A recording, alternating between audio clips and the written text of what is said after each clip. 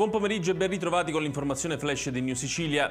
In apertura alla politica è Emiliano Abramo, presidente della comunità di Sant'Egidio di Catania, il candidato sindaco della coalizione progressista per le prossime elezioni amministrative nel capoluogo etneo. Dopo un lungo e proficuo vertice, secondo quanto riportato dall'ANSA, promosso dal Forum Catania Può, dai movimenti civici e alla presenza dei rappresentanti del Fronte Progressista, composto dal Movimento 5 Stelle, dal Partito Democratico, da Sinistra Italiana e Europa Verde, si è giunti a una soluzione condivisa e unanime, convergendo tutti sul nome di Abramo.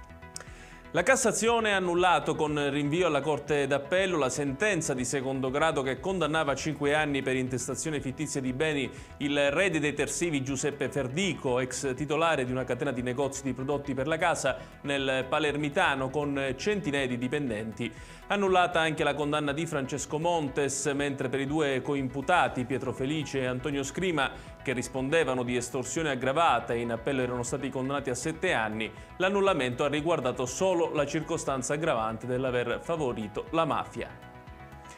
È un palermitano di 29 anni, l'uomo arrestato che la scorsa notte a Milano ha investito e ucciso un 33enne a bordo di un monopattino elettrico. Lo scontro, avvenuto nei pressi di un incrocio, è stato letale per la vittima. Il palermitano è fuggito via alcuni minuti dopo l'impatto, avrebbe abbandonato l'auto sulla quale viaggiava insieme a una donna. Il 29enne è risultato essere sprovvisto di patente di guida che gli era stata revocata nel 2022 perché protagonista di un episodio simile. Era sottoposto anche a misura cautelare secondo la quale aveva l'obbligo di pernottamento a casa nelle ore notturne per i reati contro il patrimonio e detenzione di armi.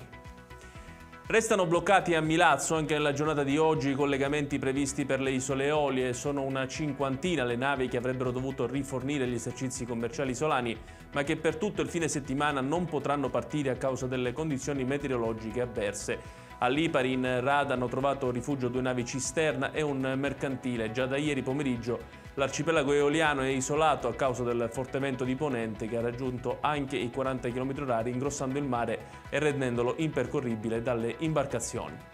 È tutto per questa edizione, il prossimo appuntamento col TG Flash alle ore 18.